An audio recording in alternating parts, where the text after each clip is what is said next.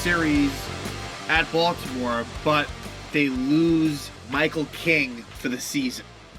So that's the big story here. Yankees win the series. That's all well and good. Win 2 out of 3 at Baltimore. That's what you could realistically hope for. Although, interestingly enough, I think the game that I thought for sure the Yankees would win, they lost. It's a game they should have won.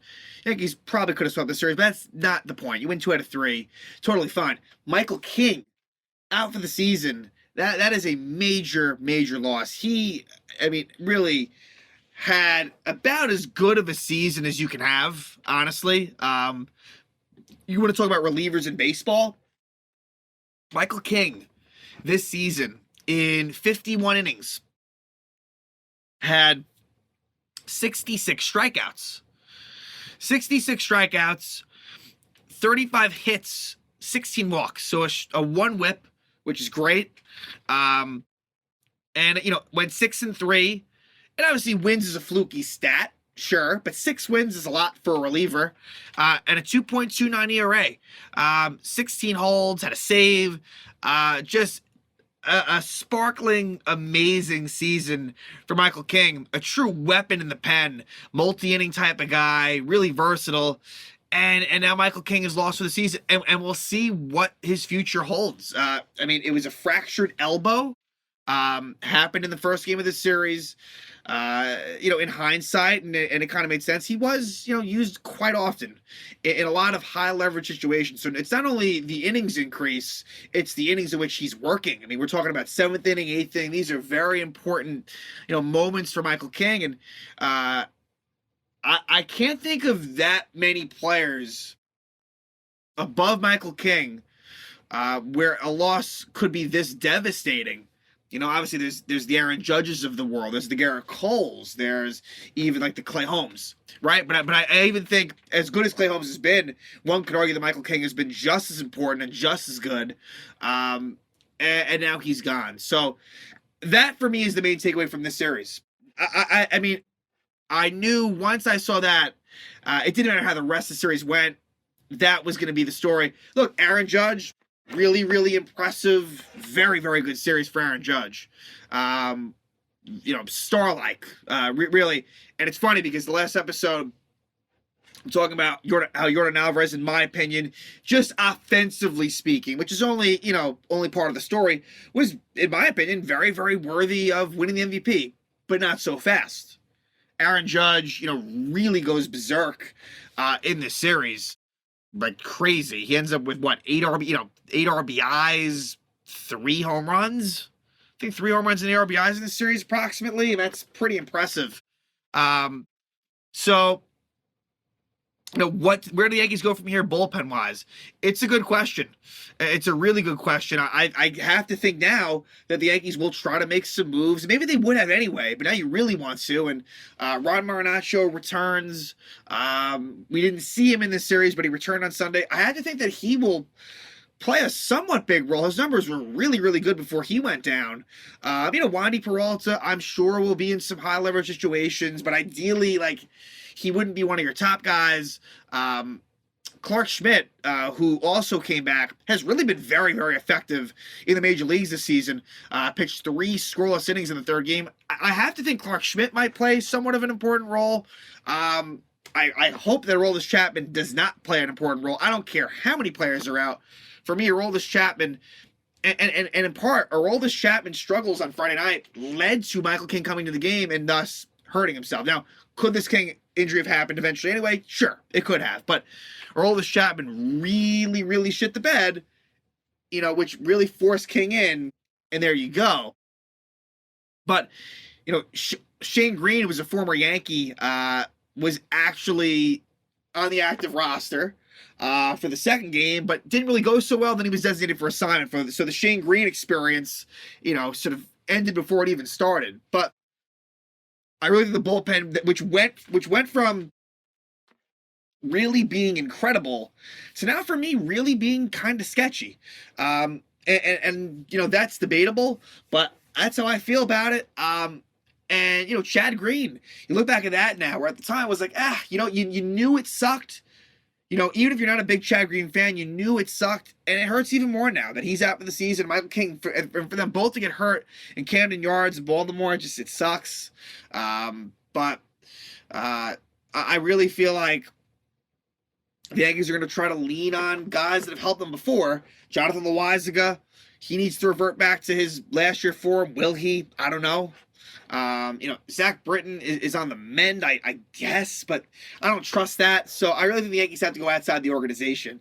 But as far as game one was concerned, the Yankees, a game that should have been very comfortable, wasn't. And in part, Jameson Taillon was not good. Jameson Taillon, very bad command, which you don't normally see from him, but only goes 2 2/3 innings. The 3 walks is very unlike him. It wasn't a good outing for Jameson Taillon. It could have been worse. Lucas Licky actually deserves a lot of credit, kind of got Taillon out of there, out of what could have been a worse runs against, and Licky ends up going 2 1/3 scoreless innings.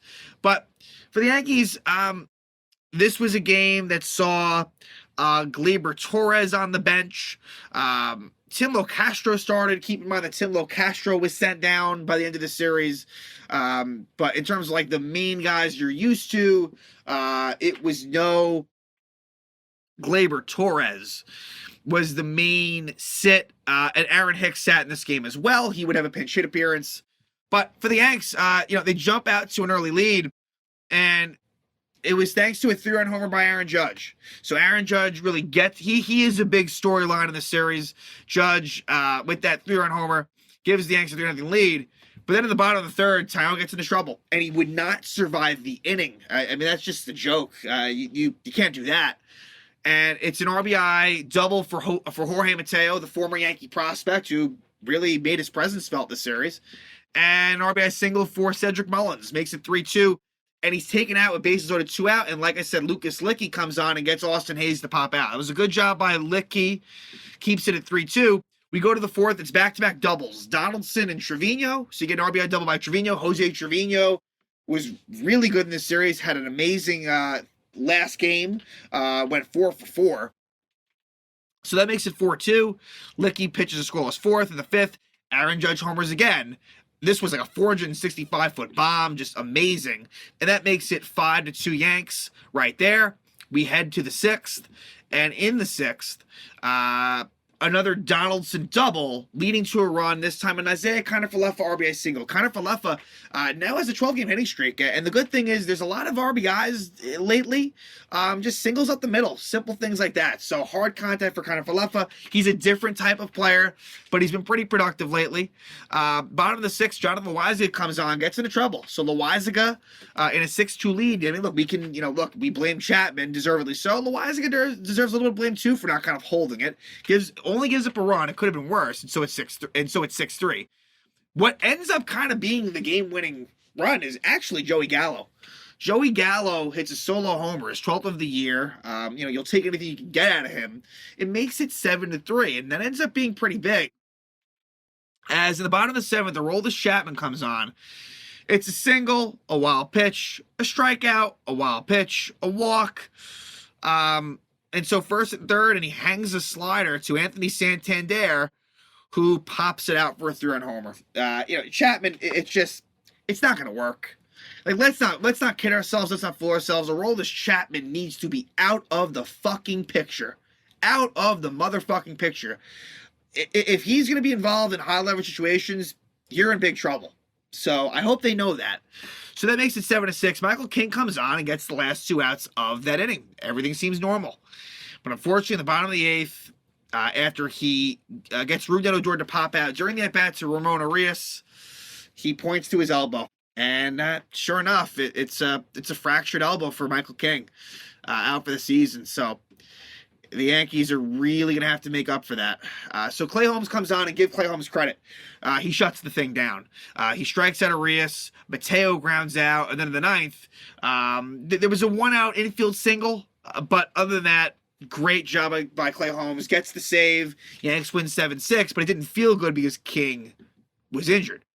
We head to game 2. Now, this should have been a Yankee win. It wasn't. Garrett Cole deserves blame, The offense deserves blame. They were 1 for 14 runners in scoring position. I mean, that's the thing. The Orioles went 4 for 8. The Yankees went 1 for 14. And Garrett Cole, stayed to a 3-0 lead, needs to do better.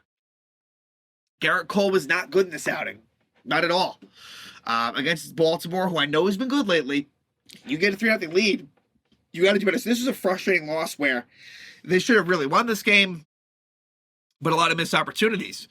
Top of the first, it is a RBI double by Aaron Judge after a single by DJ LeMahieu. So that combination up top has really been doing a lot of good work. So Judge RBI double, 1-0. Second inning, it's Matt Carpenter again. It's a solo shot for Matt Carpenter. His 14th of the year makes it 2-0. In the top of the fourth, you would have a first and third situation and Aaron Judge. Again, with an RBI single Aaron Judge makes it 3-0. And so, there were missed opportunities for the Yanks. Like I said, there really were. And in the bottom of the fifth, the Orioles start the comeback. And it's a 2-out rally, which hurts the most. Jorge Mateo single, still second. RBI single by Cedric Mullins. Mullins still second. RBI double Adley Rutschman. So it's interesting when I think about it with Cole. And I guess this happened against the Orioles as well. I mean, that was a really bad at Yankee Stadium, where the Orioles just kind of got to Cole at once. And he wasn't really able to fully recover from that. A lot of damage was done there. Cole is able to get through the sixth, and he would start the seventh. And this is where maybe he shouldn't have, but he does. And it is a leadoff double for Ramon Arias. Then it is an RBI single by Jorge Mateo. Just like that, we're tied up, and now Cole's out of the game. Albert Abreu comes on. So Cole, bad job, but Albert Abreu comes on, and it's a throwing error on a pickoff play by Albert Abreu. You can't have that. That was a killer. And so Mateo goes to third, and then you get a sac fly by Cedric Mullins, and just like that, it's 4-3. Yankees go down quietly in the top of the eighth. And then in the bottom of the eighth, Shane Green, his first Yankee appearance since 2014, gives up a 2-run homer to Ramon Arias, and that would be it for him. He was designated for assignment after the game. It's 6-3 at this point. Yankees would get a little bit of a chance off of Jorge Lopez. First and second no out, and Anthony Rizzo grounds out. For Rizzo, he's cooled off lately. It's you can live with it. He's a pretty clutch player. But Rizzo hasn't been amazing of late. And so there's the ground out for him. Gleyber Torres flies out, and then Josh Donaldson strikes out looking. And for Josh Donaldson, it's not quite happening, I think, the way that you would have wanted to be. And that's stating the complete that's the player that was even on the Minnesota Twins last year is not existing here offensively. It's just not and I think the Yankees were hoping to at least get that sort of replication. It's just not happening. So the Yankees lose 6-3. And so now it's the rubber match. But the Yankees, they come through. And that's a good thing, especially, the Yankees have been struggling lately and the King injury. It's good that they were able to win that last game of the series with pretty much relative ease. Nestor Cortez on the mound and, pitches 6 shutout innings, and Clark Schmidt pitches 3 shutout innings. And as far as who didn't play in this one, Giancarlo Stanton did not start game 2 or 3. He had a pinch hit appearance in game 2. But didn't start game 2 or game 3. Boone is saying, he's just, he needs some rest. It's a little bit weird. I'll be honest. It's a little bit strange that he didn't play either game, but we'll just go with it. There's an off day Monday. Maybe he'll be okay. I hope he is. He has been struggling a bit lately. Besides the home runs, it's been a bit of a home run or nothing situation for Giancarlo Stanton. So maybe something is going on. Hopefully the rest does him some good. But in this one, the Yankees were able to get some clutch hits. This was a pretty well-played game by the New York Yankees. So in the third, it is a 2-out RBI double for DJ LeMahieu, and that makes it 1-0 Yanks.